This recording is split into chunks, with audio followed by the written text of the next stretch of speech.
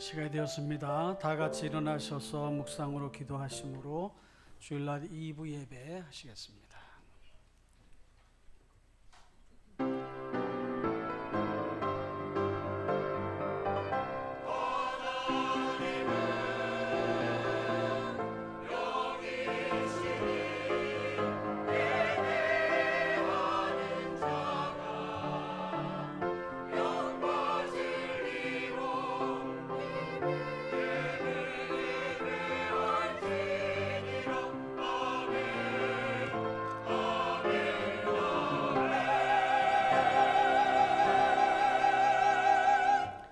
우리의 능력이 되시는 하나님을 향하여 기쁘게 노래하며 야곱의 하나님을 향하여 즐거이 소리칠지어다. 아멘.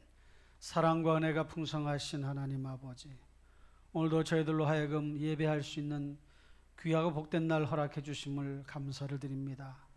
이 시간 저희 예배를 기쁘게 받아 주시옵고 오로지 하나님께만 영광이 되게 하여 주시오며 예배하는 자들의 마음속에 큰 은혜와 사랑으로 충만하게 채워 주옵소서. 한 주간을 돌아보며 하나님 앞에 온전히 삶을 의탁하고 믿음으로 살아가는 저희들 모두가 될 수 있도록 인도하여 주시고 이 시간 주의 성령께서 강권적으로 역사하여 주옵소서. 시종을 전적으로 주님께 의탁하옵고 존귀하신 예수님의 이름으로 기도하옵나이다. 아멘. 찬송 26장을 부르시겠습니다.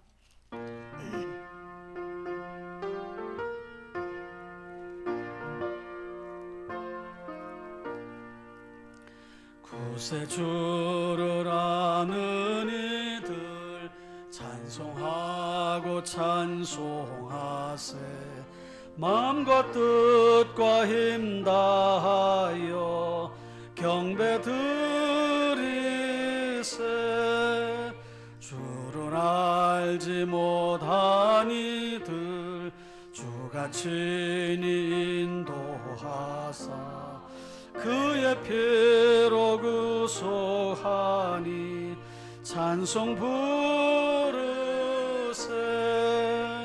착한 사람 도움받아 시험 중에 참게 되니 모든 죄를 이기림은 믿음뿐이라. 진리 되신 우리 주는 영원토록 변함없네. 성도들아 주를 믿어 길이 섬기세.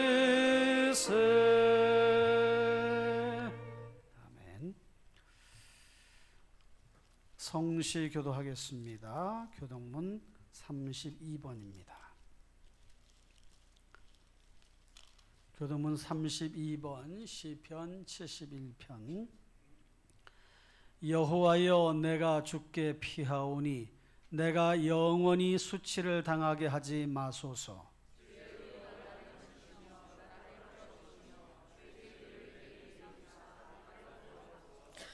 주는 내가 항상 피하여 숨을 바위가 되소서. 주께서 나를 구원하라 명령하셨으니 나의 하나님이여 나를 악인의 손 곧 불의한 자와 흉악한 자의 장중에서 피하게 하소서.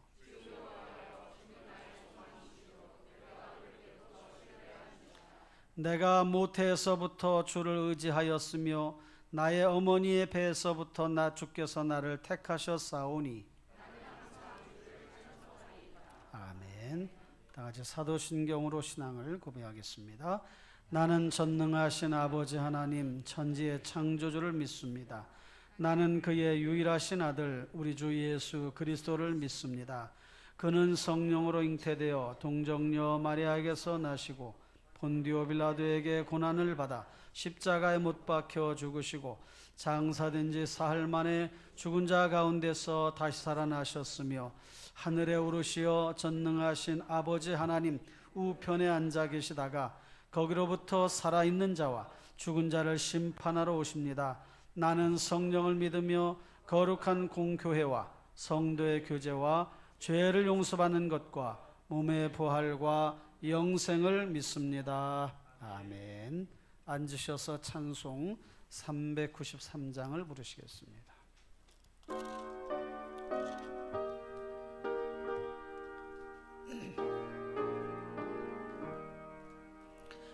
오 신실하신 주 내 아버지여, 늘 함께 계시니 두려움 없네. 그 사랑 변찮고 날 지키시며 어제나 오늘이 한결같네. 오 신실하신 주, 오 신실하신 주, 날마다 자비를 베푸시며 일용할 모든 것 내려주시니 오 신실하신 주, 나의 구주. 봄철과 또 여름, 가을과 겨울, 해와 달 별들도 다 주의 것. 만물이 주 영광 드러내도다. 신실한 주 사랑 나타내네. 오 신실하신 주, 오 신실하신 주, 날마다 자비를 베푸시며 일용할 모든 것 내려주시니 오 신실하신 주, 나의 구주. 내 죄를 사하여 안위하시고 주 친히 오셔서 인도하네. 오늘의 힘되고 내일의 소망, 주만이 만복을 내리시네. 오 신실하신 주, 오 신실하신 주, 날마다 자비를 베푸시며 일용할 모든 것 내려주시니 오 신실하신 주, 나의 구주. 아멘. 이 시간 우리 모두를 대표해서 유대현 장로님이 기도하시겠습니다.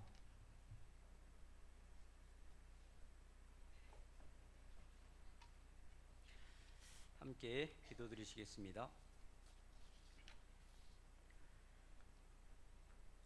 거룩하신 하나님 아버지, 불볕 더위와 장마로 지친 가운데 저희들을 사랑하시어 심령과 걸음을 인도하시사 주일 예배를 드리게 하심을 감사드립니다. 신령과 진정의 예배를 드림으로 하나님께서 주시는 굳건한 믿음에 이르는 시간이 되길 원합니다. 죄악을 심판하시는 하나님 아버지, 소돔과 고모라 성은 의인 10명이 없어서 멸망당하였습니다. 한 주간 저희의 삶도 하나님을 통해서 문제를 바라보지 못하고 세상적으로 문제를 해결하지는 않았는지 이 시간 주님 앞에 저희 속에 있는 불신과 교만과 오만함을 내려놓사오니 주여 불쌍히 여기시고 용서하여 주옵소서. 이 시간 예배가 가인이 아닌 아벨의 예배를 드리게 하시어 믿음의 역사를 경험하며 세상 사람들에게 보여주고도 남을 만한 믿음의 귀한 예배가 되게 하옵소서. 하나님 아버지, 저희 교회가 보이지 않는 믿음을 쫓는 교회가 되게 하옵소서. 2024년 임직식을 준비하며 믿음의 일꾼들을 세우고자 합니다. 주님, 교회의 본이 되어 약한 자의 약점을 담당하고 이웃을 기쁘게 하며 선을 이루고 덕을 소유한 일꾼들을 예비하여 주옵소서. 교회 학교의 미래 세대들이 여름 수련회를 통하여 창조주 하나님과 구원의 하나님을 더욱 깊이 있게 알게 하시고 믿음과 기도와 예배를 통하여 나의 신앙 고백을 드릴 수 있도록 주님 도와 주옵소서. 성경의 수많은 믿음의 선지자들을 본받아 교회의 기둥이 되게 하시고 이 나라와 민족의 영적인 지도자들이 되게 인도하여 주옵소서. 온 성도들 하나님 주신 휴가를 보낼 때 안전사고 없도록 인도하여 주시고 무더위에 영육간 강건하게 하옵소서. 하나님의 은혜로 필리핀에 세워진 충심교회가 그 지역의 빛과 소금이 되어 수많은 영혼들이 주님 앞에 돌아오는 통로가 되게 하시고 그리스도의 향기가 넘쳐나는 아름다운 교회 되게 하옵소서. 자연재해로 인한 피해가 없도록 주님께서 산성이시오 요새가 되어 주옵소서. 주님, 내 부모를 공경하라는 말씀에 의지하여 어르신들을 모시고 중심 혼인잔치를 준비코자 합니다. 이 행사를 통하여 하나님 영광 받으시옵소서. 이 행사를 위해 기쁨과 감사로 봉사할 일꾼들을 예비하여 주시고 나의 손과 발, 시간을 드릴 수 있도록 허락하여 주옵소서. 온전히 섬김을 통하여 만세전에 예비하신 귀한 영혼이 주님 앞에 돌아오는 아름다운 시간이 되게 하옵소서. 이 일을 통하여 믿음의 역사와 사랑의 수고와 소망의 인내가 있는 충심교회가 되게 하옵소서. 또한 공연을 준비하는 평양예술단원들에게도 은사를 더욱 부어주사 맞춤 행사곡과 공연들을 준비할 수 있는 지혜와 시간과 환경을 허락하여 주옵소서. 하나님 아버지, 자연재해로 인하여 이 나라와 민족이 힘들어하고 있습니다. 주님께서 방패가 되어주시어 더 큰 피해와 생명을 잃는 일이 없도록 도와주시고 대통령을 비롯한 위정자들에게 수많은 문제들을 해결할 수 있는 지혜와 명철과 능력을 부어 주옵소서. 존경받는 지도자와 정당들이 되도록 화합하게 하옵소서. 이 시간도 목사님을 통하여 단상에서 뿌려지는 말씀이 저희의 관절과 골수를 쪼개어 세상을 구원하기 위한 능력과 믿음의 말씀이 되게 하옵소서. 호산나 성가대의 찬양이 세상과 더위에 지친 심령들에게 위로가 되게 하시고 하나님께서 기쁨을 감추지 못하는 천사들의 찬양이 되길 원하며 우리를 구원하신 예수님의 이름으로 간절히 기도드리옵나이다. 아멘.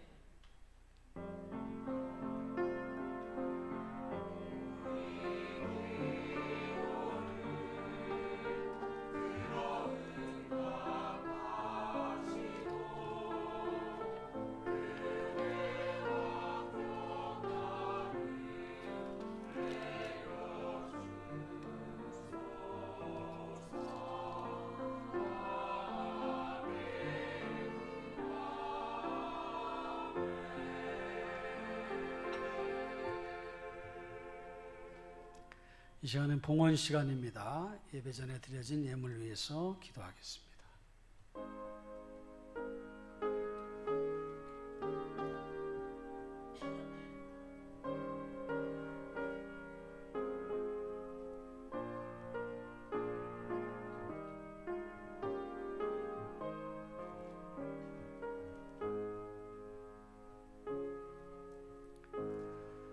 하나님 아버지, 참으로 감사합니다. 하나님께 나와 예배하며 마음과 뜻과 정성을 다하여 준비한 예물을 올려드립니다. 이 예물을 기쁘게 받아 주시옵고 드린 성도들의 손길에 복에 복을 더하여 주시며 늘 감사함이 넘쳐나게 하여 주시고 더 많은 것 드릴 수 있는 풍성함을 허락하여 주옵소서. 물질로 인해 시험당하지 않게 해주시고 마음이 약해지지 않게 해주시고 억지로 하거나 인색함으로 하지 않게 해주시며 자원함으로 감사함으로 모든 것의 주인이 하나님이심을 고백하며 드리는 귀한 예물 되게 하여 주옵소서. 쓰여지는 곳에 온전히 주의 영광만 나타나게 도와주시고 풍성한 결실이 맺어짐으로 하나님께 예물드리는 성도들의 그 헌신이 값지고 보람있게 쓰여지도록 인도하여 주옵소서. 감사하옵고 존귀하신 우리 주 예수 그리스도의 이름으로 감사하며 기도하옵나이다. 아멘.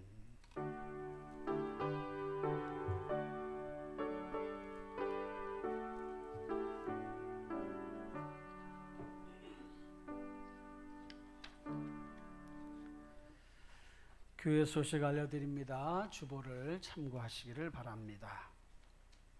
2기 희년을 향하여 열심으로 우리 나아가십시다. 500명 출석교회 한 사람이 한 명씩 전도하면 충분히 가능하니까 그렇게 우리 기도하면서 이루어가도록 하십시다. 마음의 소원으로 기도해 주시길 바라고요. 금주 생일 맞으신 분들 축하하고 축복합니다. 가정 큐티 잘 진행해 주시고요. 금요 기도회 이번 주는 구역장님들 전원 특별 찬양이니까 한 분도 빠짐없이 나와서 준비해 주시기 바랍니다. 전반기 시상 다 하신 분들은 구역장님께 얘기해 주시고요. 특별히 수요 예배, 금요 기도회, 새벽 기도회에 우리 열심으로 참여해서 개인의 영성과 믿음을 더 강화시키고 교회 공동체를 위해서도 함께 협력해 주시기를 바랍니다. 구역 소그룹 훈련은 8월 한 달 동안은 훈련 교제라는 것은 잠깐 방학을 하고 소그룹 모임은 교제 중심으로 진행해 주시기를 바랍니다. 구역장 교육 별도로 광고하겠고요. 임지 후보 추천 다음 주에 이러이런 분들이 후보 대상자입니다. 해서 어느 분들이 대상자인지 알려드리고 그건 정관의 기준에서 하는 거니까요. 그렇게 하시고요. 8월 27일 날 주일날 이렇게 추천서를 쓰는 시간을 갖도록 하겠습니다. 오후 예배는 8월 20일 주일에 있겠고요. 거기에 맞춰서 원래도 진행해 주시기 바랍니다. 평양예술단 공연 9월 2일 토요일인데 참석은 전 교인이 오셔서 은혜로운 시간 같이 나눠주시면 되겠고 전도 대상자들 있으신 분들은 꼭 그분들 모시고 오셔서 좋은 교회에서 공연이 있으니까 평양에서 이렇게 오신 분들 그분들 예술단이 오셔서 특별한 순서를 가지니까 가서 교회 가십시다 해서 이렇게 모시고 오시길 바라고 그 모시고 오신 분들은 또 점심을 교회에서 준비해서 대접을 하니까요. 모시고 오신 분과 초청받아 오신 분은 이렇게 식사를 같이 하도록 하겠습니다. 그리고 장소 관계로 4남전도회와 5여전도회는 같이 식사를 이렇게 하도록 준비를 하니까요. 그렇게 이해해 주시기를 부탁을 드립니다. 전임교육자 양전사 이번 주 학계 휴가입니다. 참고하시기를 바랍니다. 이상 교회 소식을 알려드렸습니다. 오늘 함께 나눌 하나님의 말씀 보겠습니다. 로마서 8장 14절로 17절까지 로마서 8장 14절로 17절까지를 다 같이 보겠습니다. 무릇 하나님의 영으로 인도함을 받는 사람은 곧 하나님의 아들이라. 너희는 다시 무서워하는 종의 영을 받지 아니하고 양자의 영을 받았으므로 우리가 아빠 아버지라고 부르짖느니라. 성령이 친히 우리의 영과 더불어 우리가 하나님의 자녀인 것을 증언하시나니 자녀이면 또한 상속자 곧 하나님의 상속자요 그리스도와 함께한 상속자니 우리가 그와 함께 영광을 받기 위하여 고난도 함께 받아야 할 것이니라. 아멘. 찬양대에 찬양이 있겠습니다.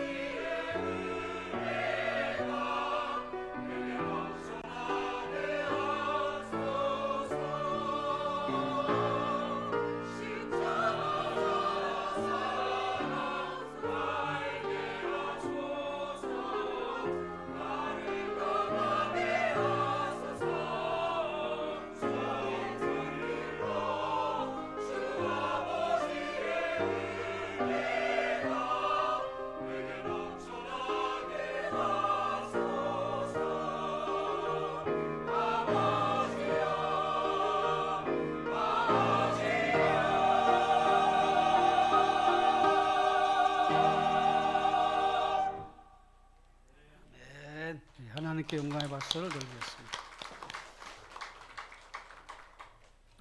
말씀 듣기 전에 잠시 기도하겠습니다. 말씀을 잘 듣고 깨달아 할 수 있도록 말씀을 깨달은 것을 잘 삶에 적용하고 신앙생활에 적용할 수 있도록 전하는 자나 듣는 모든 이를 위해서 기도합니다. 하나님 아버지 감사합니다. 이 시간 말씀을 잘 듣게 해주시고 듣는 중에 깨달음을 주시고 은혜를 주시고 능력을 주시고 힘을 더하여 주옵소서. 오 주님 함께하여 주옵소서.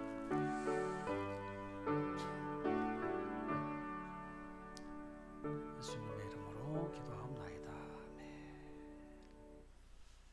우리 같이 인사하겠습니다. 하나님을 믿으면 좋은 일이 생기고 하나님을 만나면 인생 문제 풀립니다.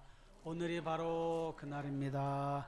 할렐루야. 우리 옆 사람 보면서 오늘이 바로 그날입니다. 할렐루야. 네.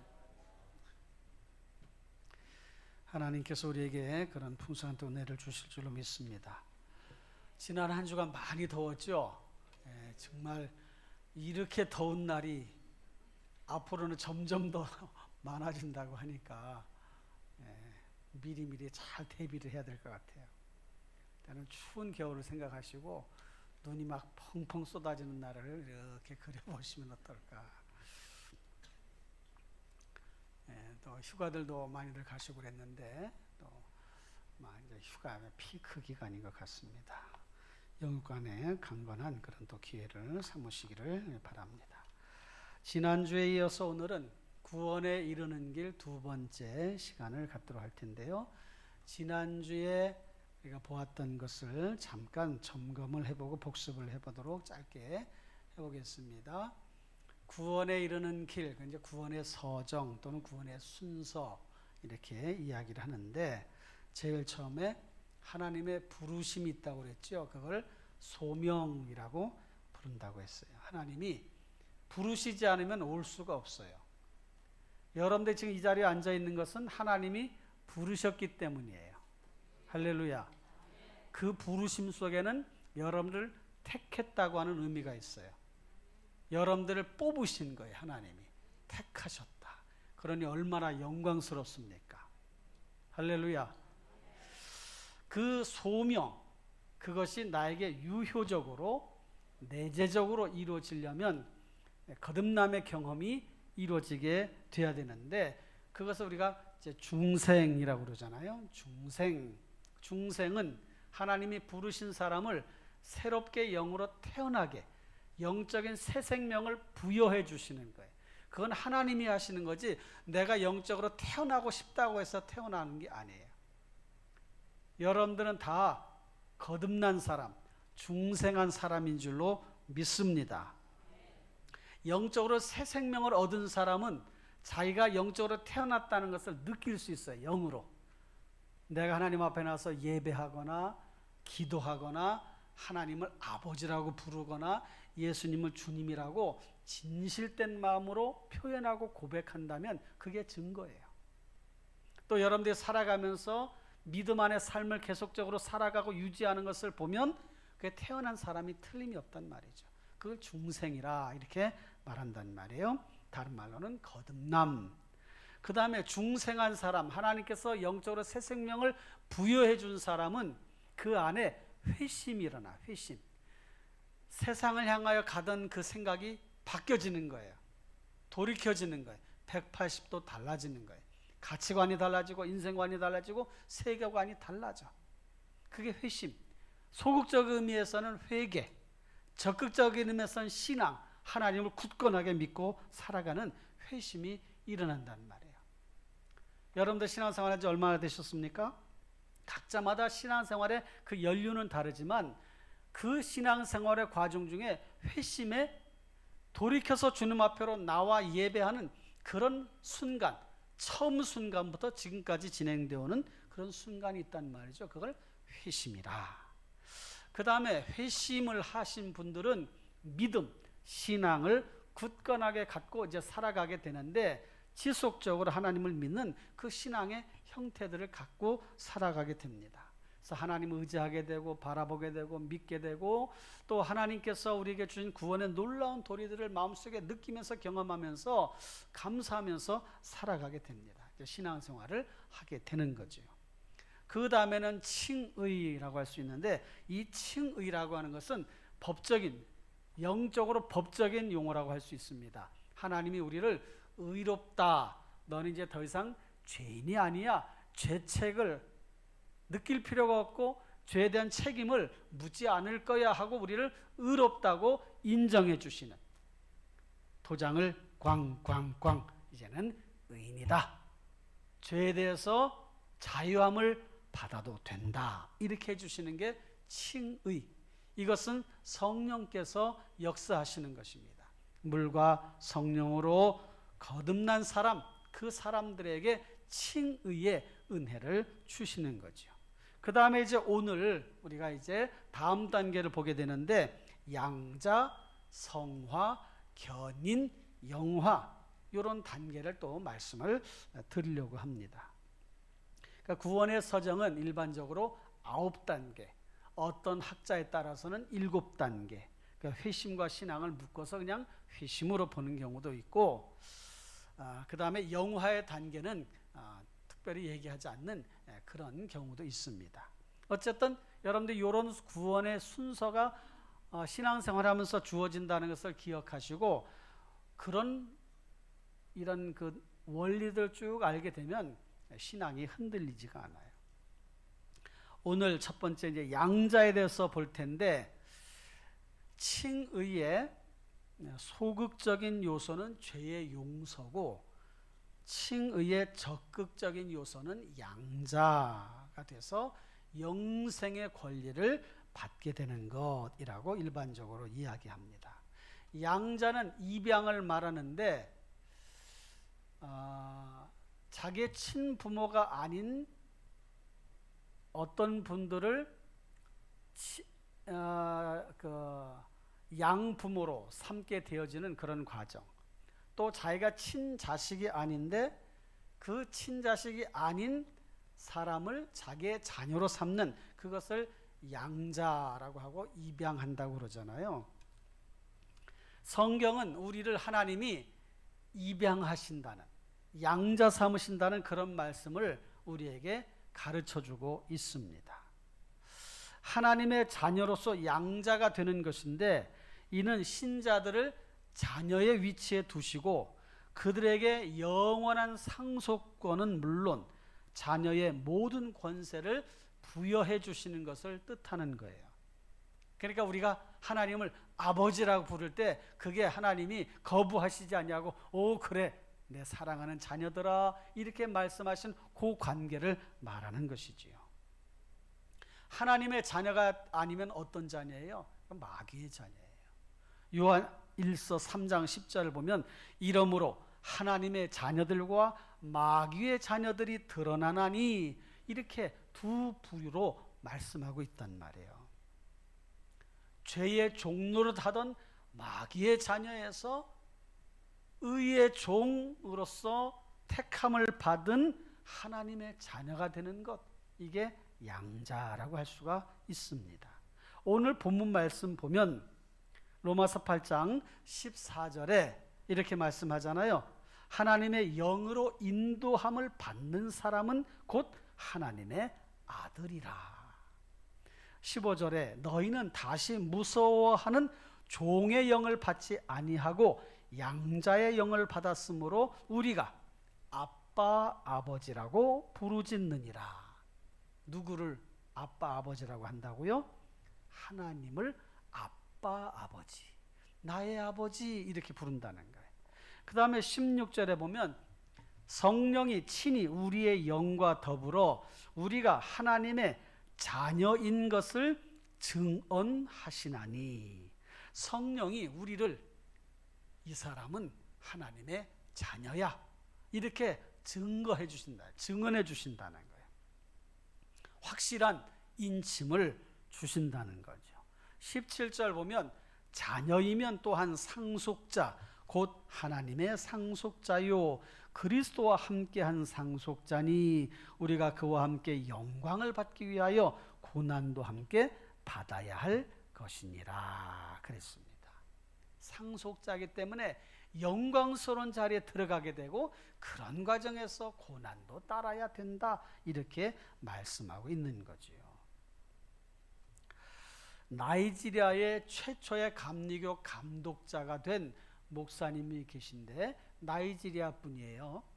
이분이 노예 상인들에게 잡혀가지고 노예선을 타고 배를 타고 미국으로 향하여 가던 중에 영국 군함이 그걸 알아차리고 노예선을 중지시켜서 거기 있는 사람들을 다 본국으로 데려가기도 하고 그렇게 했는데 그 가운데에 그 영국 군함에 있던 군목 목사님이 그 노예로 잡혀가던 사람 쭉 보던 중에 한 젊은 사람을 보게 되었는데 굉장히 총명해 보이고 이 친구를 내가 입양을 해서 잘 훈련시키고 교육을 시키고 그러면 참 인재가 되겠다 해서 그래서 그 친구를 자기 아들로 양자를 삼았어요. 입양을 한 거죠. 그래서 공부를 시키고 신학훈련을 해서 목사님이 되셨는데 자기 고향 나이지리아로 가서 최초의 감리교 감독으로 취임하는 그런 영광스러운 일이 일어나게 되었습니다. 그러니까 이 사무엘 크로우라고 하는 이분은 입양이 돼서 너무 잘 된 거죠. 정말 공부도 할 수 있고 목사님이 돼서 자기 나라의 그런 민족들을 구원시킬 수 있는 그런 목회자로서 쓰임을 받게 됐단 말이에요. 사무엘 크로우라고 하는 이 감리교 감독이신데 영국 군목 목사님이 입양을 하신 것입니다. 만약에 여러분들이 누구에겐가 입양을 해서 지금 부모님이 계시기도 하고 돌아가시기도 했지만 내가 만약에 입양을 받는다면 누구에게 입양을 했으면 좋겠어요, 여러분? 부자, 재벌, 왕족, 그런 어떤 가정에 그런 가문에 들어가면 또 더 좋겠다고 그런 생각이 일반적으로 들겠죠. 근데 여러분 영적으로 보면 여러분들이 하나님의 자녀로 양자가 된 거예요. 하나님의 자녀로 입양이 된 거예요. 그게 얼마나 영광스러운 일인지 여러분 마음속에 그렇게 잘 받아들이시고 내가 하나님의 자녀가 되었구나 이것을 마음속에 확신하고 믿음으로 살아가시기를 바랍니다. 갈라디아서 4장 5절에서 7절까지 동일한 말씀을 하고 있는데 앞에 나오죠. 읽어볼까요?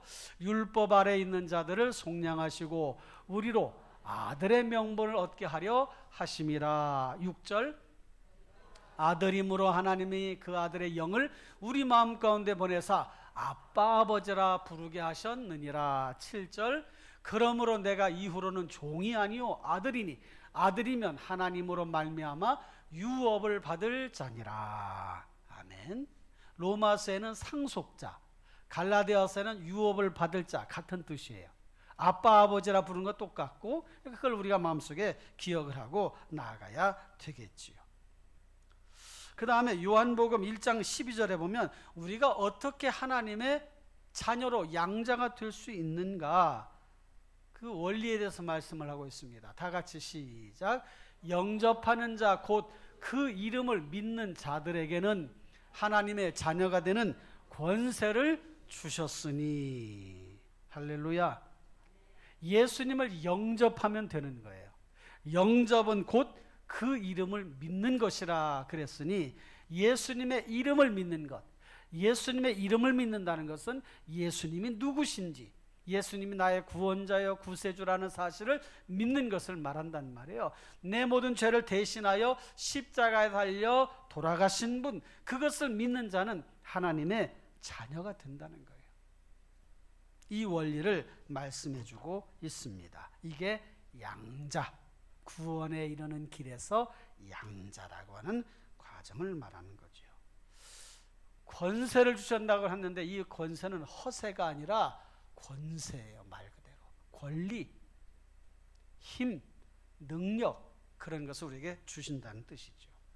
그 다음에 단계를 우리는 성화라고 말하는데 이 성화라고 하는 것은 거룩하게 되는 것이라고 할 수 있습니다. 거룩하게 되는 것. 여러분, 하나님의 자녀인데 하나님의 자녀이니 얼마나 거룩한, 성결한, 깨끗한 모습으로 우리를 이렇게 만드시겠습니까? 당연히 그럴 거 아니시겠어요? 우리를 하나님의 자녀 삼으셔서 더럽고 추한 거 다 깨끗하게 정결하게 다 씻어주시고 그리고 아들로 삼으시잖아요. 우리가 자녀들이, 어린 자녀들이 바깥에 나서 막 놀다 하고 막 지저분한 거 있으면 다 씻으라고 그러고 씻겨주기도 하고 하잖아요. 그것과 똑같아, 영적으로도. 그래서 성화라고 하는 것은 그런 것인데 두 가지 관점에서 우리가 바라봐야 돼요. 하나는 하나님의 자녀로, 양자로 하나님께서 우리를 받아주셨기 때문에 성도라고 부르고 그 순간 우리는 거룩한 하나님의 백성이 된 거예요. 신분상. 그러니까 성화라고 하는 것은 거룩한 백성으로 된 그 상태를 말하기도 하고, 또 하나 관점에서 바라봐야 되는 것은 그 거룩하게 된 성도들이 계속 그 거룩한 삶을 유지해 가야 되잖아요. 그죠? 신앙생활 하다가 또 때가 묻고 막 더럽고 그러면 안 되니까 정결한 상태를 계속 유지해 가야 돼. 그런 과정을 성화의 과정이라 이렇게 말합니다. 우리를 성도라고 그러잖아요. 이 성화는 장구한 과정이라고 할 수가 있고, 이 세상에서는 결코 완성이 될 수가 없다라고 그렇게 말하는 학자들도 있습니다. 왜냐하면 인간의 죄성이 있기 때문에 우리가 믿음을 가지고 산다고 하면서도 또 우리의 마음속에 불평, 불만, 시기, 질투, 다툼, 이런 악한 일들이 우리의 모습 가운데 나타날 수 있어요. 그래서 그렇게 말하는 것인데, 그렇다고 해서 성화를 너무 멀리 아주 높은 경지에 두고서 아유 우리는 도저히 그럴 수 없어 그러면 우리는 무기력한 신앙생활을 할 수밖에 없습니다. 그래서 우리가 제자훈련 배울 때에 성화라고 하는 것은 이미 거룩하게 깨끗하게 된 상태를 계속 유지해 가야 되는 과정이라고 이렇게 이야기하고 그런 것을 말씀을 드린 적이 있습니다. 그러니 여러분, 우리는 누구냐? 성도다. 성도는 어떤 사람이냐? 정결한 사람, 깨끗한 사람, 순결한 사람이다. 그래서 우리가 어떻게 해야 되느냐? 주님 나라 갈 때까지 그런 모습을 계속 유지해 가야 되는데, 마음이 약하고 육신이 약하고 힘이 약하고 때로는 때가 묻기도 하기 때문에 순간순간 하나님 앞에 회개하고 돌이키고 또 믿음 안에 살아가야 되는 그런 노력이 필요한 것이지요. 그래서 이것을 두 가지 관점에서 보아야 되는데, 출애굽기 19장 6절 보면 이런 말씀이 있습니다. 너희가 내게 대하여 제사장 나라가 되며 거룩한 백성이 되리라. 너는 이 말을 이스라엘 자손에게 전할지니라 그랬어요. 그러니까 하나님이 이스라엘 백성들을 이렇게 부르시면서 너희가 내게 대하여 제사장 나라가 되며 그 민족 전체를 제사장 나라로 부르셨어. 그리고 거룩한 백성이 되리라 그러셨단 말이에요. 다시 말하면 우리로 하여금 하나님 앞에 예배하는 예배자로 우리를 부르셨다는 거예요. 제사장 나라로, 다른 나라 사람들 다 주님 앞으로 인도하는 제사장 나라로 부르셨어. 그리고 거룩한 백성, 우리를 성도라고 말하잖아요. 그렇게 부르셨다는 거예요. 성별되어 하나님을 섬기기 위해서 그렇게 우리를 부르신 것입니다. 이게 성화예요. 성화. 하나님께 쓰임받는 그릇으로 깨끗해지기 위해 우리는 그런 삶을 살아가야 됩니다. 여러분, 집안에 그릇이 있잖아요. 그릇 중에는 값비싼 그릇도 있고 막 쓰는 그릇도 있지 않습니까? 그런데 값비싼 그릇일지라도 거기에 담겨져 있는 것이, 더러운 것이 담겨져 있으면 그걸 쓰지 않잖아요. 깨끗이 닦은 다음에 쓰지 않습니까? 하나님이 우리를 쓰실 때도 마찬가지. 어떤 사람을 쓰시는가? 값나가는 재질로 된 것을 말하는 게 아니라 하나님께서는 깨끗한 그릇, 정결한 그릇, 성결한 그릇, 순결한 그릇을 쓰는 거예요. 그러니 여러분들의 영이 항상 정결하고 깨끗한 상태를 유지할 수 있도록 그렇게 노력을 하셔야 돼요.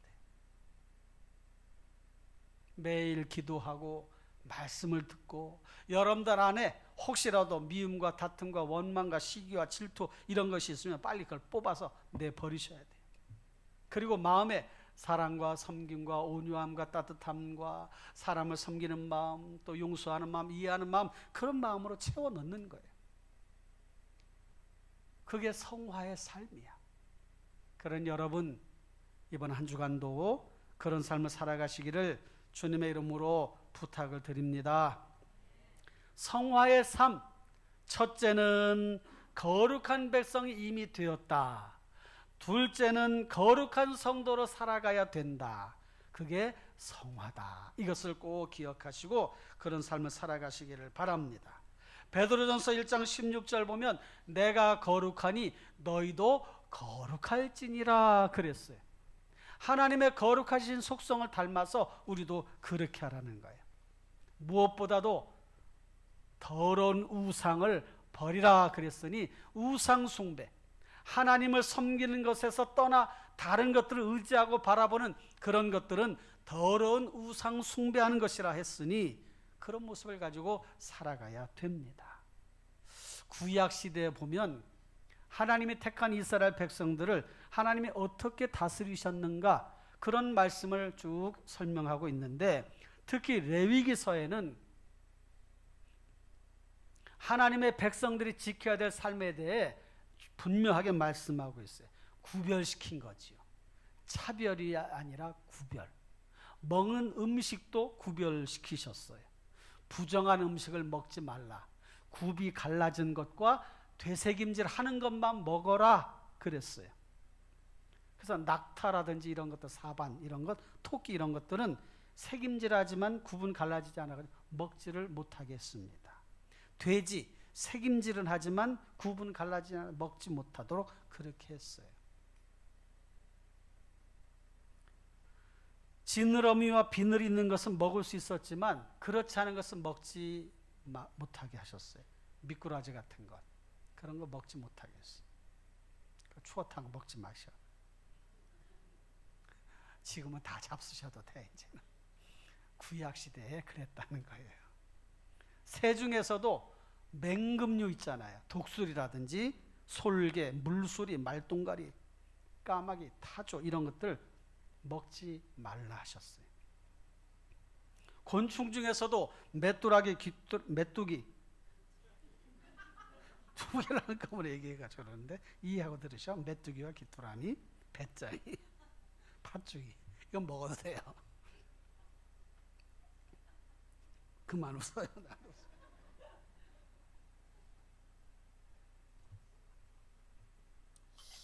시체도 만지지 말라고 했는데 산자와 죽은 자를 구별시키기 위해서 생명 있는 것과 생명이 없는 것을 구별시켰다는 말이죠. 뿐만 아니라 나무나 의복의 그런 주검들이 닿게 되면 그것을 빨아서 씻어서 사용하게 했지만 질그릇 같은 것은 그런 부정한 것이 닿으면 그걸 깨버리라 그랬어요. 그러니까 엄격하게 분명하게 구별시키신 거죠. 샘물이나 웅덩이 이런 것들이 부정하지는 않지만 거기에 주검, 사체들이 들어가면 그것은 먹지 못하도록 딱 금해 놓게 하셨습니다. 여러 가지 과학적으로도 보면 굉장히 합당하지요. 굉장히 논리적이기도 하고 과학적이기도 해요. 공동체를 유지하기 위한 방편이기도 했지만 그걸 통해서 하나님의 택한 백성들은 거룩하게 구별되어야 된다라고 가르쳐 주시는 거예요. 여인이 또 이제 월경을 할 때도 생명의 근원이 피에 있기 때문에 그 피는 부정한 것이다, 조심해야 된다라고 해서 그런 것을 이렇게 구별시켜서 격리시키고 조심하게 했습니다. 질병 중에서도 나병이나 피부병, 곰팡이, 옴 환자 격리시켰어요. 일주일씩 격리시켜서 공동체와 닿지 않도록, 접촉하지 않도록 구별을 했단 말이죠. 그렇게 하면서 공동체를 보호하시고 보존하시는 하나님의 뜻이 있었단 말이에요. 사람들이 머무는 집조차도 거기에 곰팡이 같은 게 있으면 일주일 동안 거기에 집을 이용하지 못하게 했습니다. 그렇게 함으로 인해 하나님의 백성들, 거룩한 백성들을 부정한 것으로부터 보호하셨고 멀리하게 하셨고 정결하게 하셨고 몸도 마음도 깨끗하게 하셨던 거예요. 그러니까 오늘날 성도도 먹지 말아야 될 건 먹지 말아야 되려고, 특히 술 문제, 흡연의 문제, 이런 것들은 몸에 해로운 거잖아요. 이런 것들을 조심하고 멀리해야 돼요. 음행의 문제, 이런 것들도 조심해야 된단 말이죠. 이게 성화예요, 성화. 그러니 여러분, 거룩한 삶을 살아가려고 힘쓰시고 애쓰시고 노력하시기를 바랍니다. 그 다음 단계가 견인인데, 견인이라고 하는 것은 우리를 끝까지 이끌어 주셔서 천국 갈 때까지 지키시고 보호해 주시는 그런 것을 말합니다. 하나님께서 중생시키며 은혜의 신분으로 유효하게 부르신 사람들이 그 신분에서 완전히 혹은 궁극적으로 타락하지 않고 은혜의 신분에서 끝까지 견디어내어 영원히 구원받게 될 것이라는 교리가 견인 교리예요. 여러분, 자동차가 고장나면 길 가다가 쓰면 뭐가 와서 끌고 가요? 견인차. 자동차가 사고가 나면 또 뭐가 와서 끌고 가요? 견인차가 끌고 가요. 여러분, 우리의 인생살이에서도 때로 힘들고 어려운 일을 만날 수 있어요. 위기 상황이 올 수 있단 말이에요. 그럴 때 우리를 이끌어 가시는 누구시냐? 성령 하나님. 그래서 끝까지 믿음을 지키게 하셔. 약하지 않게 하셔. 때로는 힘들고 어려운 일 많아서 주저앉으려고 할 때도 우리를 붙잡아 세워주셔. 고린도전서 1장 8절 말씀 볼까요? 고린도전서 1장 8절 다 같이 시작. 주께서 너희를 우리 주 예수 그리스도의 날에 책망할 것이 없는 자로 끝까지 견고하게 하시리라. 할렐루야. 우리를 끝까지 견고하게 하신다. 무너지지 않게, 넘어지지 않게, 약해지지 않게. 그러니 하나님을 의지하고 바라보시면서 믿음으로 살아가시기를 바랍니다. 요한복음 13장 1절에 보면 유월절 전에 예수께서 자기가 세상을 떠나 아버지께로 돌아가실 때가 이른 줄 아시고 세상에 있는 자기 사람들을 사랑하시되 어떻게 사랑하신다? 끝까지 사랑하시느니라. 이게 예수님의 성정이에요. 예수님의 마음이셔요. 그러니 여러분, 오늘날을 살아가는 우리들에게도 끝까지 주님이 사랑하신다는 그것을 기억하고 마음을 강하게 가지시고 담대하시고 주님을 바라보며 의지하며 살아가시길 바랍니다. 세상 사람들은 우리를 포기할지 모르지만 하나님 우리를 절대 포기하지 않으셔요. 할렐루야. 택한 자녀를 끝까지 보호하십니다. 두려워하지 마시고 염려하지 마시고 담대하게 살아가시길 바랍니다. 우리는 혼자가 아니에요. 성령 하나님이 함께 계셔. 할렐루야. 그런 믿음을 가지고 살아가시길 바랍니다. 성경은 배교의 위험성에 대해서 경고하지만 배교하는 자들이 참된 신자였다는 사실을 확인할 수가 없어요. 배교한 사람은 원래 그 사람이 그런 믿음 안에 있던 사람이 아니구나, 모양만 그랬던 사람이지라고 그렇게 생각할 수밖에 없는 거지요. 이 견인의 교리를 부정하면 인간의 의지에 구원을 이렇게 바라보는 꼴이 되기 때문에 구원론에서 굉장히 이렇게 옳지 않은 그런 모습을 우리에게 보여주기 때문에 견인 교리, 하나님이 분명하게 우리를 구원해 주신다라고 하는 믿음을 가지고 살아가시기를 바랍니다.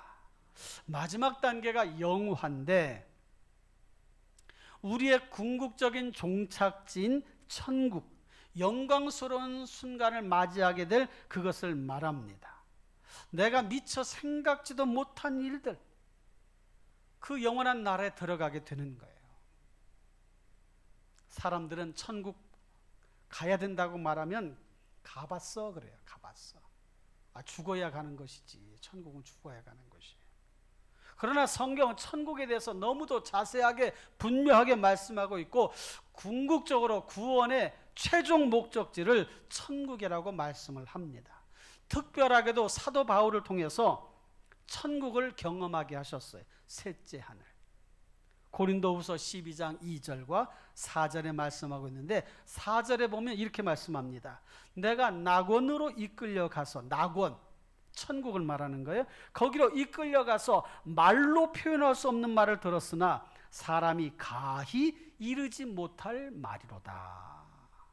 사람이 가히 이르지 못할 말. 왜냐? 천국의 그 모습이 너무도 놀라우니까. 이 세상에서 볼 수 없는 광경이 벌어지니까 그걸 설명하는 거예요. 말로. 그러니까 그런 일이 있다니, 그런 순간이 오다니, 그런 곳이 있다니, 이런 거예요. 100년 전의 사람이 지금 핸드폰 갖고 다닐 거 보면 100년 전에 여러분 지금 핸드폰 가져가서 막 화상에 멀리 있는 사람하고 막 통화를, 여기 봐, 여기 사람 나오지, 어디 이 사람 여기 들어가 있어, 그럴 거예요 아마. 그런단 말이에요. 천국이 그런 곳이에요.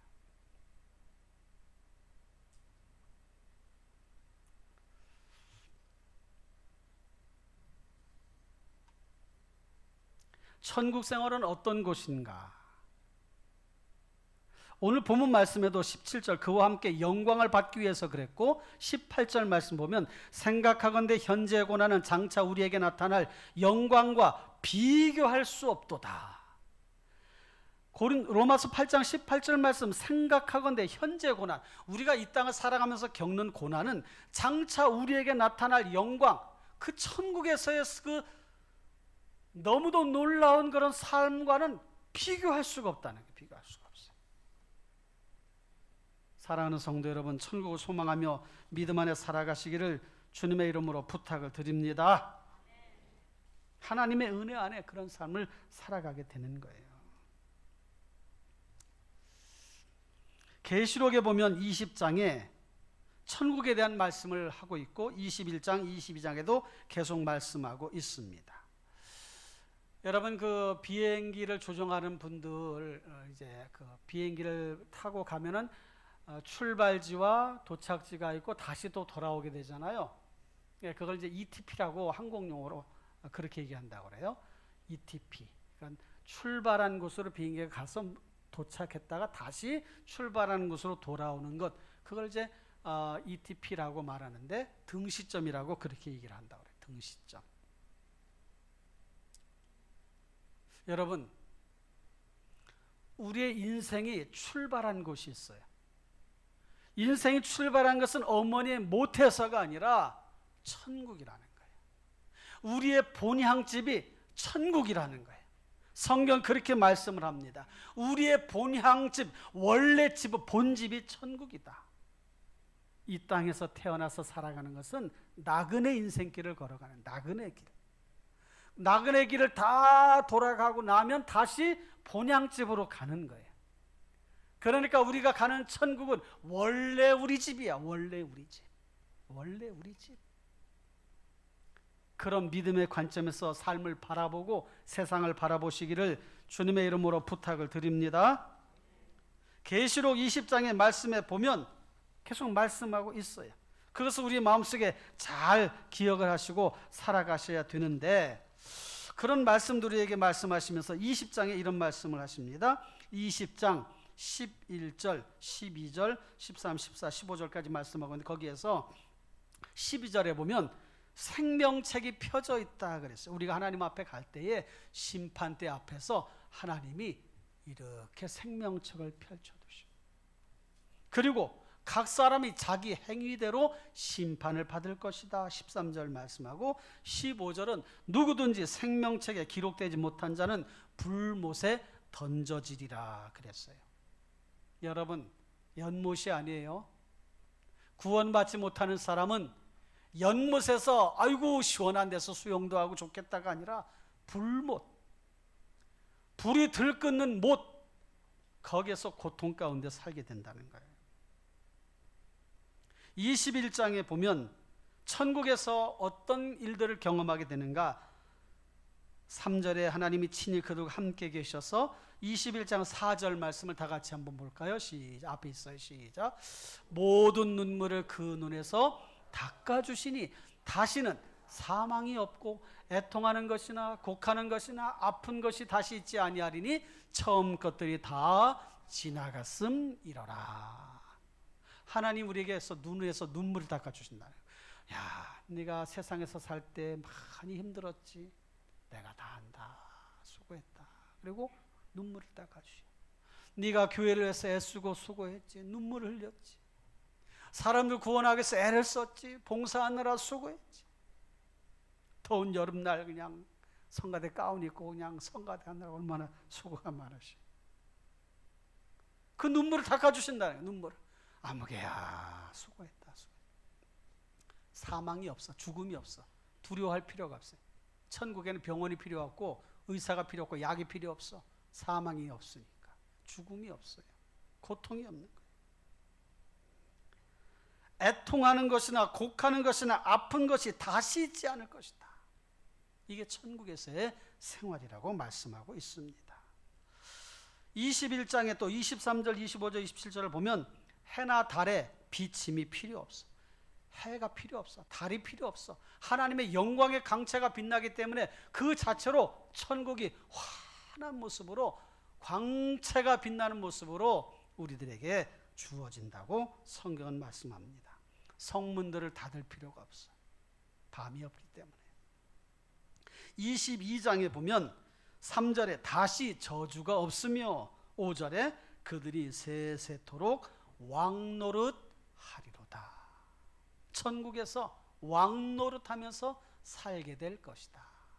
여러분, 우리의 인생이 70이요 강건하면 80일지라도 그 인생의 연수의 자랑은 수고와 슬픔뿐이라 그랬어요.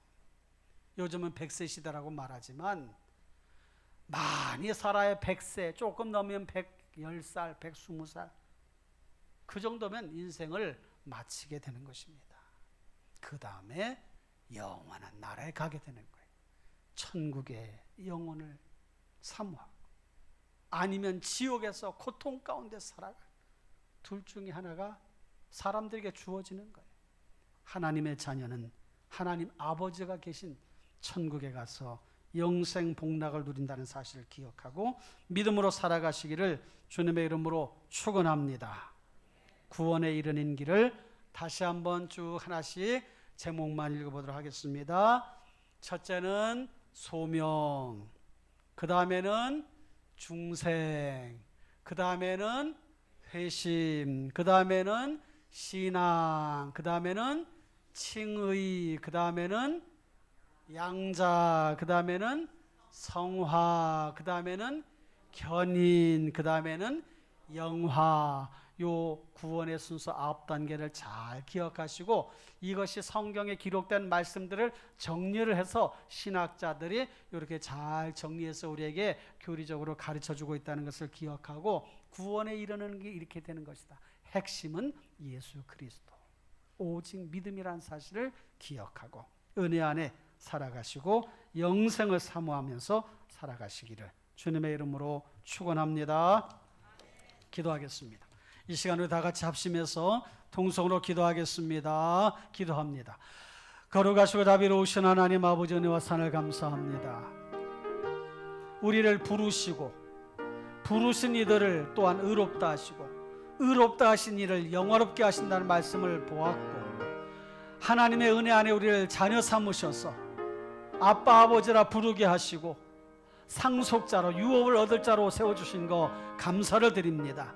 부르심과 중생의 새 생명을 얻음과 하나님 아버지 회심과 신앙과 칭의와 양자와 또한 하나님 아버지 성화와 견인과 영화의 그런 구원의 순서 서정을 기억하고 흔들림이 없는 믿음의 삶을 살아가도록 인도하여 주옵소서. 이 모든 일들이 예수 그리스도 은혜 안에서 이루어진다는 것을 기억하고 사람의 노력으로 하는 행위로 되는 것이 아님을 잊지 않고 살아가도록 도와주옵소서. 끝까지 우리를 견인하여 주시는 하나님을 기억하며 그 믿음 안에 살아가도록 복 내려 주옵소서. 예수님의 이름으로 기도하옵나이다. 아멘. 옆 사람과 인사합시다. 믿음으로 삽시다. 말씀대로 삽시다. 다 같이 일어나셔서 마라나타 찬양하시오. 축도로 예배를 마치겠습니다.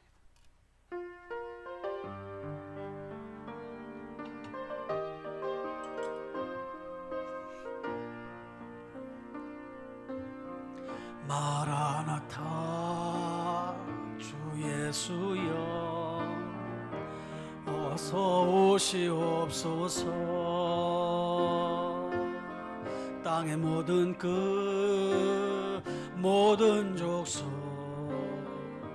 주를 찬송하게 하소서.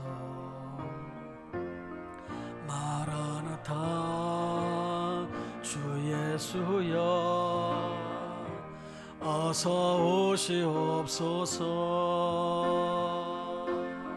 모든 열방이 주께 돌아와 춤추며 경배하게 하소서. 우리 주님 다시 오실 그 일을 만들자. 십자가를 들고 땅끝까지 우린 가리라. 우리 주님 하늘 영광 온 땅 덮을 때 우린 땅끝에서 주를 맞으리. 마라나타 마라나타 아멘. 주 예수여 오시옵소서.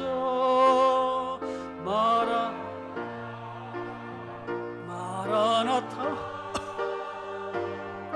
아멘. 주 예수여 오시옵소서. 아멘.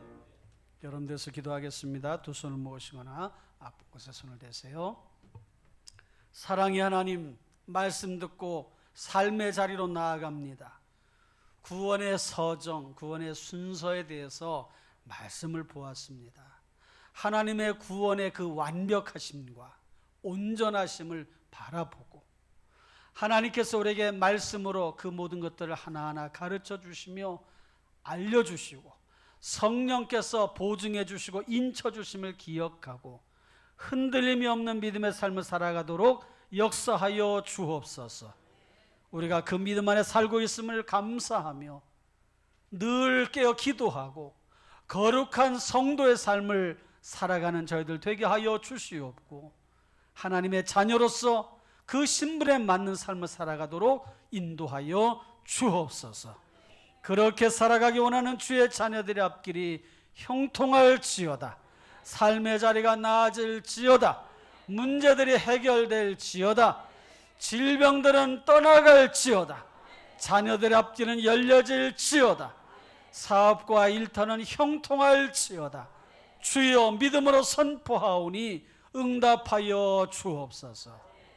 이제는 교회 머리가 되시는 우리 구주 예수 그리스도의 은혜와 하나님 우리 아버지의 무한하신 사랑과 성령님의 감화 감동 충만 인도 보호하신 역사가 예배하며 말씀을 듣고 믿음 안에 살아가기 원하는 주의 자녀들 머리 위에 가정 위에 일터 위에 이제로부터 영원토록 함께 있을지어다. 아멘.